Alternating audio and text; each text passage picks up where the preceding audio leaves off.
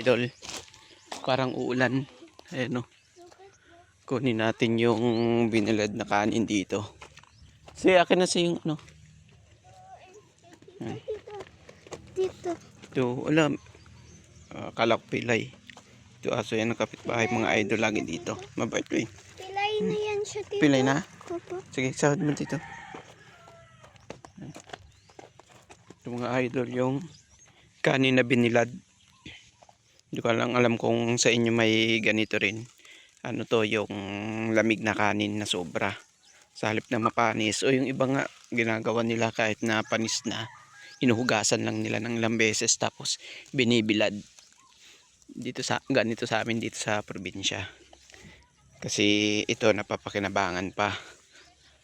Piniprito to na may asukal. Masarap to. Para siyang ano ba yun? Pa-price ba yun? Yan. Dito, abang mo dito sa ilalim. Inaharangan lang namin dyan sa ilalim kasi sinasahuran pala namin dyan kasi nahuhulog yung iba. Masarap to pag naluto. Hindi ko lang alam sa inyo mga idol kung may ganito. Pero dito sa amin, kasi mula bata pa kami, talagang ano, ikaw maghawak dito si huwag may galaw-galaw palagi. Yan. Yan. Hawak mo dito. Ganyan pa. Hawak mo. Yan. Ganyan. Hawak mo lang maayos. Ganyan. Ganyan. Ganyan mo. Iharap mo lang sa akin. Ganyan. Yan. Iharap mo lang sa akin. Pati dito sa ano, sa mga kinukuha ko. Yan, mga ganyan-ganyan. Hindi ko lang alam. Huwag mo na i-ano sa mukha ko ha. Hindi ko lang alam mga idol kung kilala nyo itong mga ganito. Dito sa amin sa probinsya, masarap to kahit yung mga bata pa kami. Ay, talagang ginagawa ito ni mama. Kunin natin kasi baka abutan ng ulan. Ito pwede na tulutuin. Sarap to. Yung iba nga hindi rin nila kilala to. Pero natikman nila, sarap na sarap sila.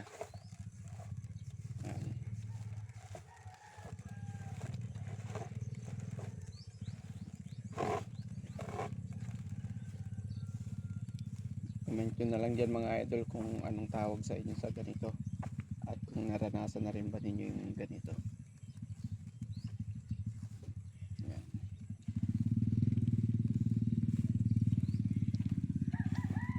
Ayun yung mga kambing mga idol. Yan. Sa ilalim sila ng puno ng mangga. Mamaya kukunin natin yan sila kasi baka umulan ha. At takot na yan sila. Ayan siya. Takot natin ito mga idol. Dito yan. Yan. Yung yung diaper at yung nagaputik lalo yung screen. Yung? Minsan po nagiging orange yung screen po. At minsan nagiging puti. Yung ano? Screen mo po. Ayan. Bigay mo to kay ano mama mo. Ayan. Si mama kasi matyaga mag ganito mga idol. Ayan.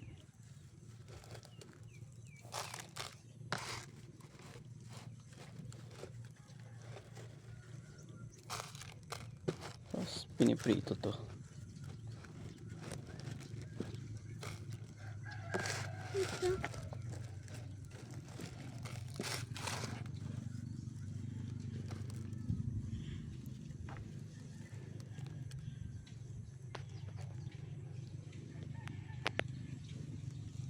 Yan.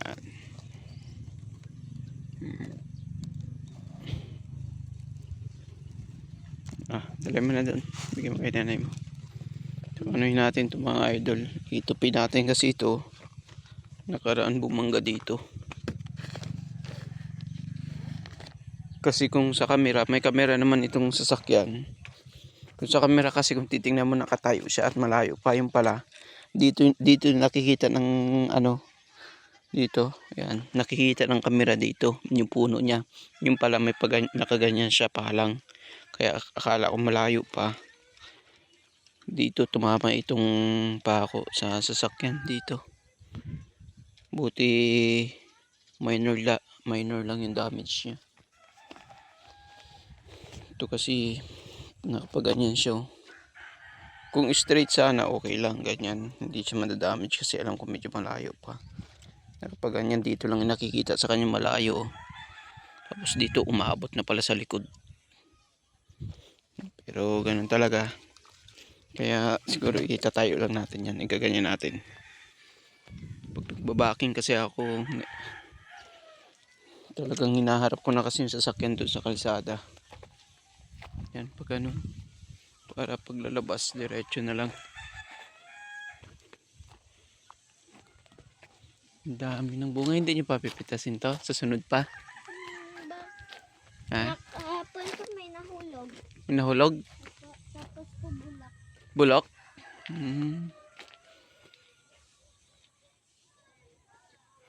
Buti umuulan na dito.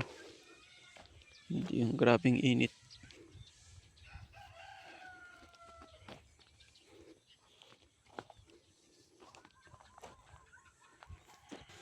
Tingnan lang natin yung mga tinanim natin ng mga rambutan dito.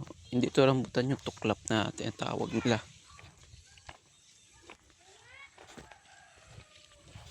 May tumpok pa ng graba dito. Ito kasi yung mga napadeliver namin dito.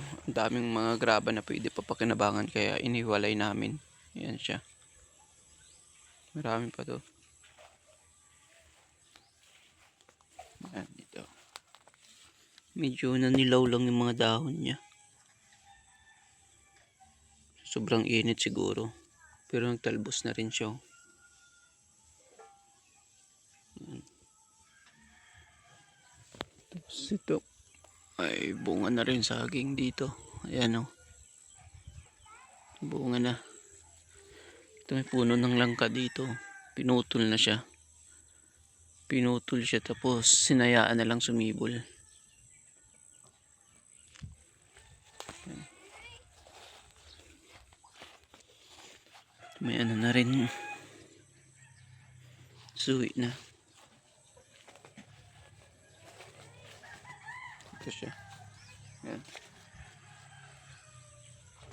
Dito may tanim pa dito na guyabano.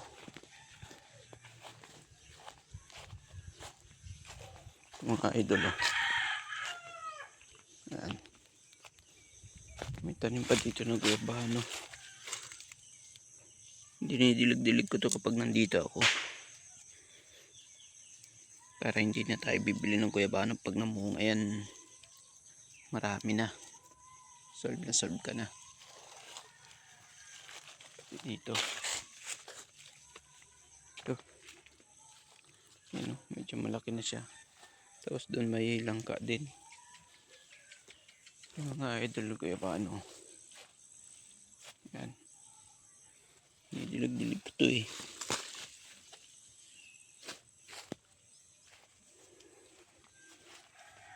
Yan. Yung guyabano din. Iligpit nga natin to. Ito kasi yung talian ng kambing sa mga maliliit pa. Para pag pwede na sila talian. Kahit saan may tusok na.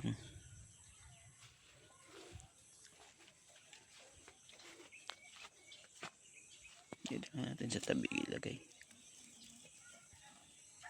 Yan.